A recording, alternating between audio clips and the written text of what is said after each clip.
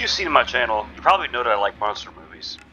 So when I heard about the monster movie Vicious from 2003 being directed by Matt Green, who's a practical effects artist, and starring horror icons Tom Savini and Bill Moseley, this movie's gotta be good.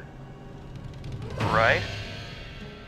The movie begins with this couple running away in the forest from something, but the guy gets sniped and the girl gets knocked out, and then tied up to a tree where she's eaten by the monster.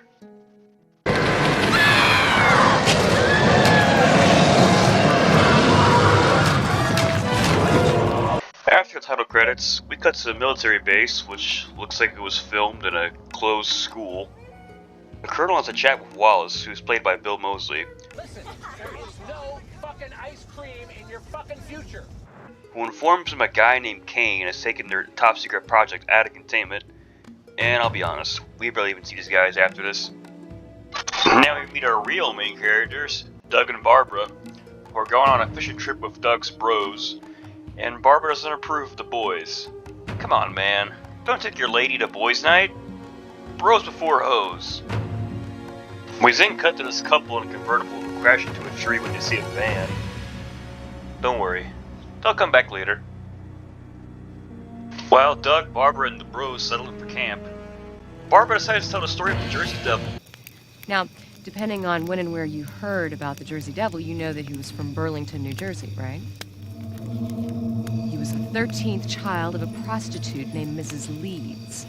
The reason she had so many children was she was trying in vain to conceive a girl. When the 13th child came out a boy, she cursed it and asked the devil to take it. No, movie, you got it all wrong. The child was cursed because the mom didn't want the child, not because she wanted a girl. We then cut back to the convertible couple, but they won't be a couple for too long.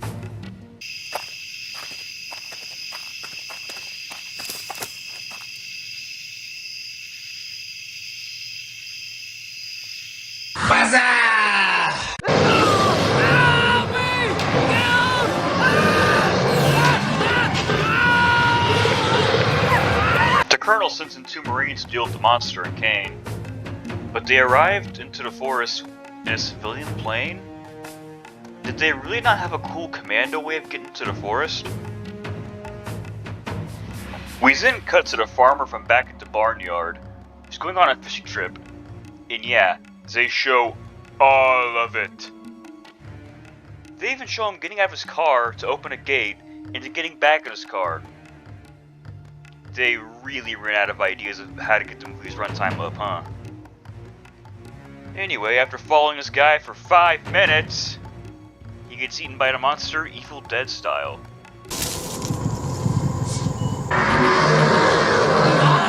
While Doug is teaching Barbara how to fish, Doug's bros go out into town to get some brewskis, and while there they meet Kane, who's played by Tom Savini, who tells them he knows a good fishing spot that has all the big fish deep in the forest. One of the Marines finds Kane, but I guess Kane's a ninja and just teleports behind him.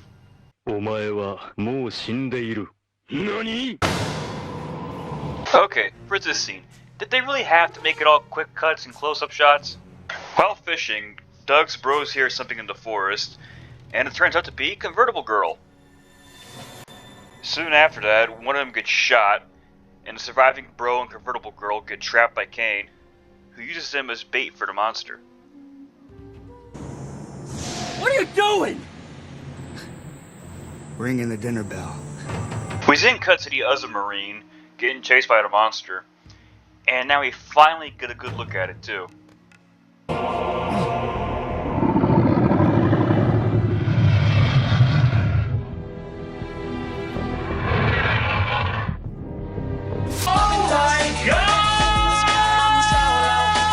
Holy shit! That CGI makes some of the Sci-Fi Channel original movies look like fucking Avatar. Heck, it almost looks like they pulled the creature out of a forgotten episode of Beast Wars. And why does the monster not look like the movie's poster? Was the director a Star Wars fan? Because this monster looks like the Tusken Raider dog from Attack of the Clones, which came out a year before this movie, by the way. Anyway, the Marine gets, you guessed it, eaten by the monster.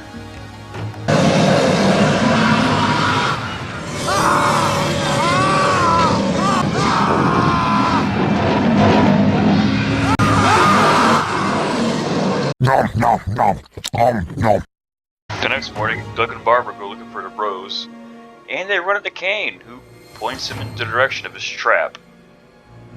Doug and Barbara find a hole in the ground trap, and run into the monster. Yeah, how's it going? Hey, man.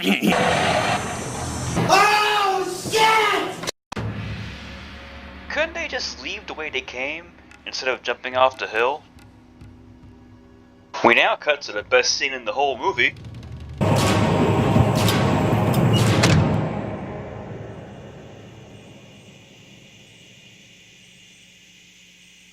Don't be a pussy.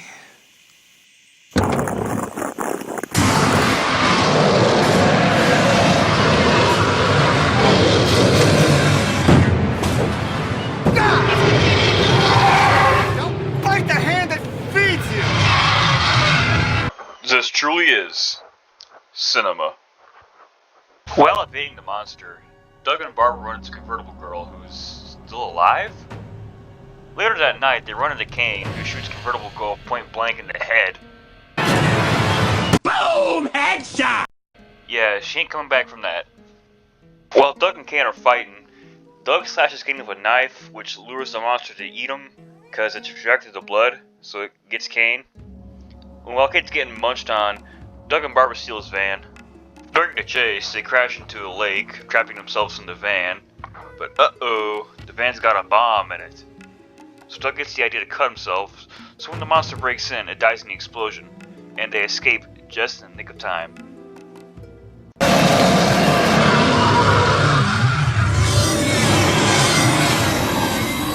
Explosion!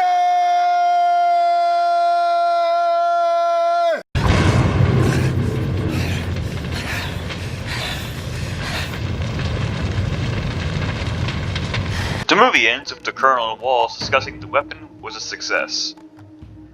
But like hell, this movie's ever going to get a goddamn sequel. I don't recommend this one at all.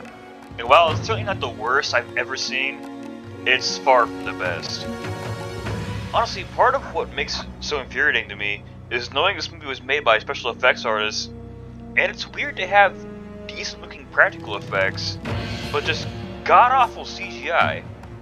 But IMDb provides a good reasoning as to why.